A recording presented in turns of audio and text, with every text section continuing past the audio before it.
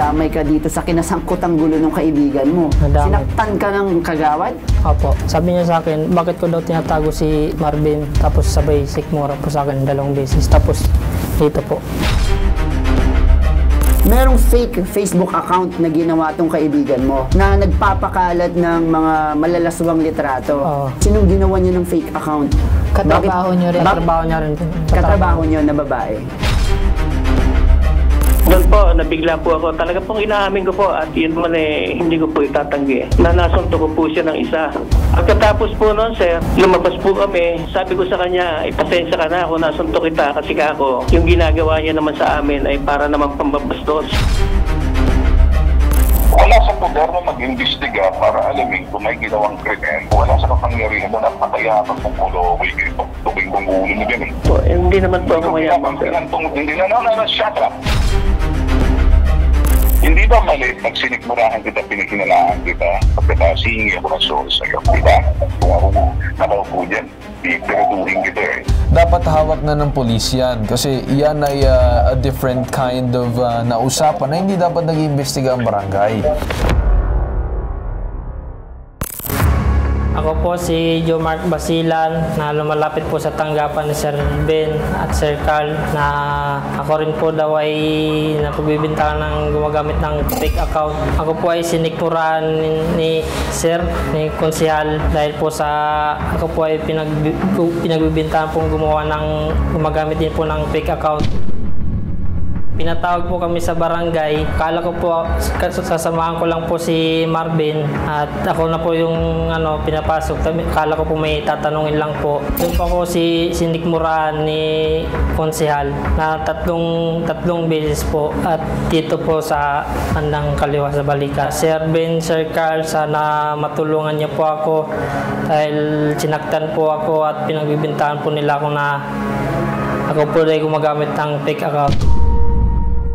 Okay, diretso tayo sa subong mo. Joe Mark, ikay napagbintangan lamang or nadamay ka dito sa kinasangkutang gulo ng kaibigan mo. Nadamay. Sinaktan ka ng kagawad? Opo. Umpisa po noon, pumunta po sa amin si Marvin. Sino si Marvin? Marvin po yung kasama po naming painante. Pahinante. Oo. Okay. Ang po niya, pinapadelete po sa akin yung account. Di ko rin po alam Wait lang, anong account? Yung account po na ginawa niya. Merong fake Facebook account na ginawa tong kaibigan mo na nagpapakalat ng mga malalaswang litrato. Oo. Tapos tumawag na po yung yung secretary po namin si Marites. Natanong po niya kung nandun po daw si Marvin. Sinabi ko naman po, nandun po pumunta sa inyo. Oo. Bakit pumunta sa inyo si Marvin? Yun po anong dahilan bakit tumakbo sa inyo si Marvin? Yun po yung ginawa niyang account, pinapadelete niya sa akin. Tumakbo sa bahay mo kasi sabi mo pinapadelete niya yung Facebook account. Opo. Ang tanong namin dito, bakit sa'yo or pwede naman sa iba or siya mismo ang mag-delete? Bakit pa sa'yo tumakbo? Hindi ko rin po alam kasi di niya rin alam po paano i-delete. Kung paano i-delete. Pero ang malinaw dito, aminado siya na talagang gumawa siya ng fake Facebook account. Aminado siya. Hindi ko rin po alam na yung nag-send na pala siya ng doon sa secretary. Sino bang ginamitan niya ng sinong ginawa niya ng fake account? Katrabaho niyo rin. Katrabaho niya rin po. Katrabaho niyo na babae. Okay. So nakalagay Ginaya yung account pero hindi tugma yung profile pic dun saan. Pero kapangalan. Kapangalan lang. Oo, ibig sabihin nagpo-post as someone na hindi naman siya. At ang malala kasi dito, Joe Mark, kahit naman hindi niya picture yan, pero pangalan niya yan, nung sekretarya ng kumpanya niyo, nakaka-alarm talaga yan. Kasi ibiruin mo, nagpapakalat ka ng scandal kung kani-kanino. Diba? So, anong ginawa mo nun? Dinilit mo yung Facebook niya? Hindi po. O, anong ginawa mo? Hindi ko po alam paano i-delete yun, pero tinignan ko lang po kung yung cellphone niya. Tinignan mo yung cellphone niya. That time ba, nung nandun siya sa inyo, sa bahay ninyo, dumating yung mga barangay? Kasi sabi mo, hinahabol si Marvin nung barangay dahil sa kalokohang ginawa niya. Opo. Nasaktuhan ba na pagdating ng barangay sa bahay ninyo, magkasama kayo, at kinakalikot niyo yung cellphone. Ganun ba yung nangyari? Opo. Okay. Tapos nung pagpasok po ng ni Marvin, nung nagsabi si Ma'am Marites na nasan si Marvin, tumakbo doon sa CR. Sa CR, tumakbo. So naaktuhan ng barangay na si Marvin nagtago sa CR. Tapos pinapasok naman po namin yung barangay. Hindi po naman namin yung tinago. Okay. So doon na yung parang nagsimula yung hinala. Na ikaw ay, kumaga, tinatago mo raw yung kaibigan mo na suspect dito sa kalokohan to. Okay. Ikaw ba binitbit ng barangay sa pilitan or kusa kang sumama? Kusa po sumama kasi nagsabi po sa akin si Marvin na pwede daw po ko po daw siya samahan. Kasi Samahan? natatakot Wait lang, daw medyo po siya. malabo lang sa akin. Bakit mo naman sasamahan? Hindi naman ikaw yung involved. Kunyari may hinahabol na suspect, hindi ka naman involved. Bakit ka sasama dun sa, although sabihin natin kaibigan mo yan, pero hindi ka naman involved dito sa kalokohan to, di ba? Ba't ka sumama? Hindi, na ano lang po ako na concern sa naawa po siya. Okay, naawa ka. O, kasi natatakot daw po siya eh. Natatakot, so sinamahan mo. Ano nangyari sa barangay? Pagdating po doon sa barangay, akala ko po samahan ko lang siya. Nandun lang po ako sa labas eh. Sa labas ng kwarto? Opo. Okay. Pagdating doon, sabi po sa akin ng kagawad, masok daw po ako. Kasi may kunting... Sinong kagawad to? Yung ano po, yung nagsikpura po sa akin. Pinagsimura sa'yo. Anong pangalan? Si Junjun po. Kagawad Junjun. Alright. Yun po yung pagpasok ko po doon, kala ko may tatanungin lang sa akin. Sabi niya sa akin, bakit ko daw tinatago si Marvin? Tapos sabay sikmura po sa akin 2 beses. Tapos dito po. Biglaan yun. Oo. Tinanong, ba't di mo tinatago? Ano bang sinabi mo? Hindi po ako napagsalita. Hindi ka nagsalita. Hindi po ako napagsalita. Inakusahan ka na. Bigla na lang pong ano. Bigla kang sinikmuraan. Ano na nangyari dito? Balikan ko lang muna si Marvin. Siya yung suspect, di ba? Opo. Parang baliktad eh. Kasi yung kaibigan mo yung suspect, pero ikaw yung nasaktan or na ano. Ano nangyari kay Marvin? Sinaktan din po siya. Sinaktan din yung ano mo. Ano nangyari kay Marvin? Sinibak na sa trabaho. Inalis na po siya. Tinurong na po yung kaso sa kanya. Pinapili po siya kung aalis po siya o kakasuhan. So pinili niya na lang umalis. So ikaw na yung parang naiwan na wala ka pang, kumbaga naghahanap ka ng ano sa nangyari sa'yo. Kumbaga sabihin natin, ustisya. Yun yung ano, sa pananakit. Pero nandito ka para ireklamo yung Opo. kagawad. Bakit mo sa tingin na suntok ka ni kagawad? Dahil po dun sa ano, bakit ko daw tinago si Marvin? Akala ng barangay Tinago ko po siya. Tinatago mo dahil nahuli sa loob ng bahay nito. Okay. Sinagot mo ba ng maayos na hindi Opo, naman sinabi ko naman po. Nung una po nung pagtawag ni Ma'am Marite sa akin, sekretary, tinanong niya ako kung nasan si Marvin. Sinabi ko naman po. Na nasa bahay ninyo? Nasa bahay po nandito. Hindi ka pinakinggan ni kagawad? Naasar ba siya sa sagot mo? Anong dahilan? Pinapasok naman po namin siya yung kagawad.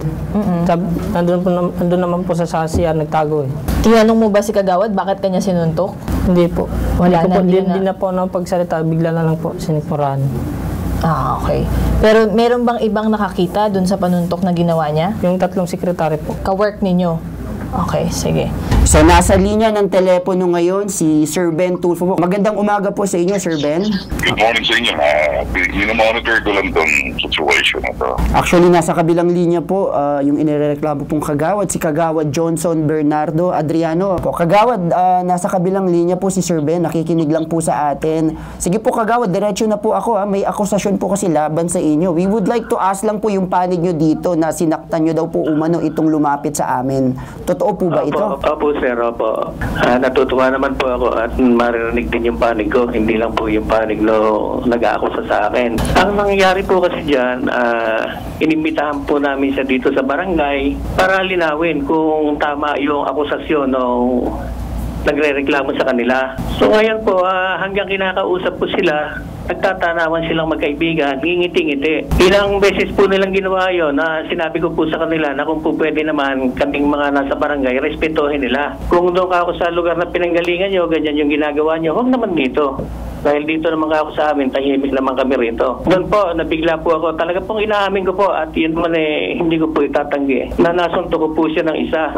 Pagkatapos po noon, sir, nung masunto ko siya ng isa, lumabas po kami at kinausap ko po siya. Sabi ko sa kanya, ipinaliwanag ko po, pasensya ka na kung nasunto kita kasi ako, yung ginagawa niya naman sa amin ay para naman pambabastos. Okay, Kagawad, narinig mo ako. Sige, salamat naman at nagbigay ka ng paliwanag mo. Hindi kami nakikialam doon sa sistema na pag-iimbestiga ninyo dahil paano naman yung tinawag kayo para dalhin sa barangay maimbestigahan kung meron talagang ginawang paglabag sa batas. I-blocker niyo yan, tatawag kayo ng polis. Wala sa kapangyarihan ninyo manakit. Narinig mo ako, Kagawad? Opo, naintindihan ko po. Yan naman po, sir, inaamin ko. Hindi. Ayaw kong sabihin mo na intindihan. Sabihin mo, kung naintindihan mo no, kasi gusto kong sabihin, mali ka. Sabi mo, sinuntok mo 1 beses lang. Kaya sinuntok mo 1 beses lang na siniturahan mo kaso hindi kang dispensa. Eh, nagkamali ka na ron. Eh, paano kung may hawak ka ng kutsilyo, sinaksak mo, yung dispensa, nasaksak mo na. Example lang. Opo. Hindi mo na pwedeng bawiin, hindi mo na pwedeng sabihin, para ngayon, may mali ka. May mali ka kasi unang-una, siguro sinaktan mo rin yung bukod-bukong suspect. Kung totoo man mapatunayan sa hukuman niya. Wala sa poder mo mag-imbestiga para alamin kung may ginawang krimen. At sa iyo, kukunin mo ang kabilang panig. Patawag ka ng polis kung may ginawang paglakad. Hindi na sa ikaw, wala sa kapangyarihan mo, napakayapag ng kolo, tuking kong ulo mo dyan eh. Naintindihan mo? Opo, hindi naman po ako mayaman, sir. Hindi na, shut up.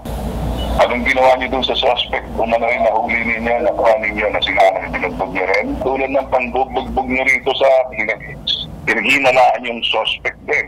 Nagba sa kaibigan. Sinaktan niyo rin sa loob ng opisina. Hindi po. Hindi. O bakit hindi binugbog isa?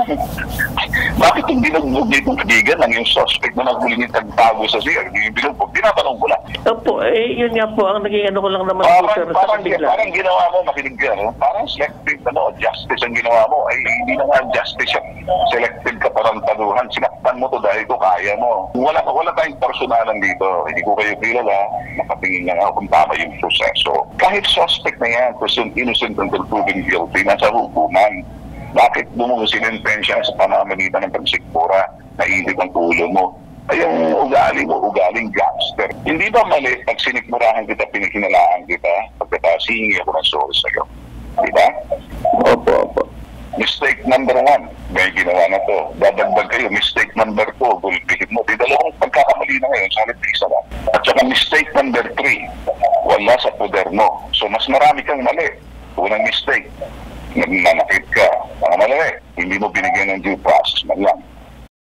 Pangatlong mali, may kapangyarihan ka, ginamit mo sa walang lugar. Yung isa, may mali. Ang mali niya, pinakinalaan mo lang.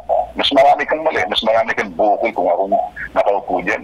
Ipirutuhin kita eh. Kagawad, narinig niyo ba yung sinabi ni Mr. Ben Tulfo?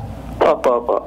Na kahit man, ulitin ko na lang siguro, na dapat binibigyan ng due process itong sinasabing kahit sino man ang inaakusa, kahit sino man ang sabihin natin na suspect or could be an accessory, could be whatever it is na connected dun sa mismong iniimbestigahan. Yung unang-una, yung magandang point na binanggit kanina, dapat pinaubayan na sa pulis ang pag-iimbestiga dyan sa sinasabing kaso na yan. Kasi may mga pinapakalat na sinasabing that's the accusation, which is yung pagpapakalat ng mga sinasabing masiselang litrato at mga video, dapat hawak na ng pulis yan. Kasi yan ay a different kind of na usapan na hindi dapat nag-iimbestiga ang barangay.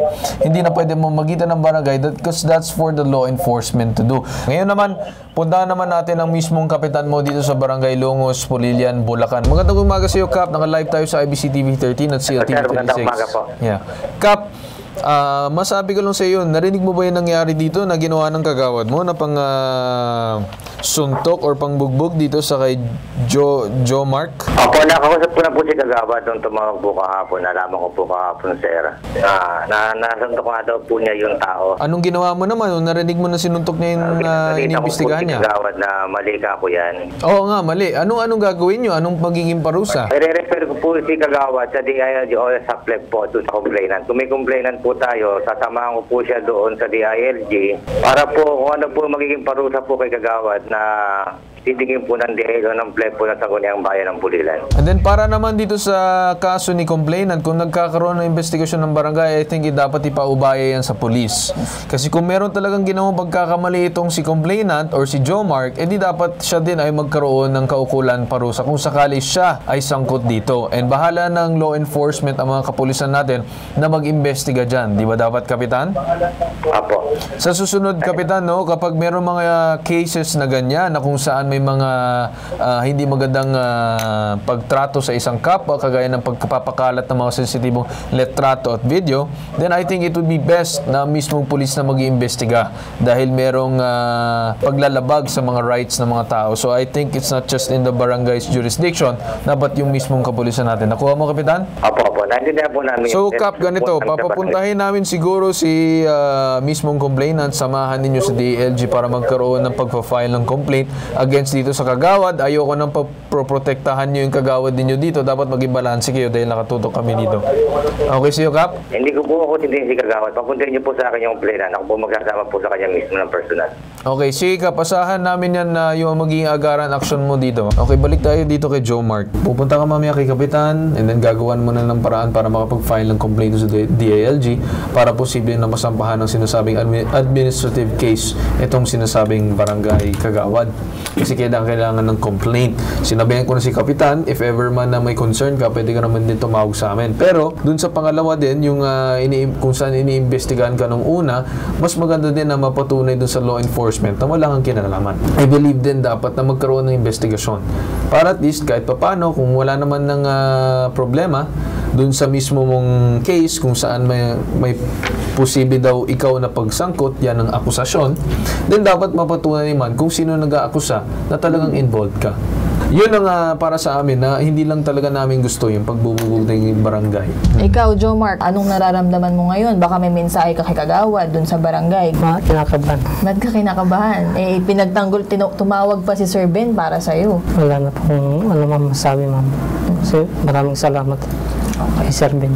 Ang magiging huling advice ko na lang sa iyo, huwag ka na makikisama dun sa mga klaseng tao na hindi maganda ng mga gawain nila. Mamili ka ng kaibigan mo. Tama. You pick your friends. Your circle of friends will describe who you are.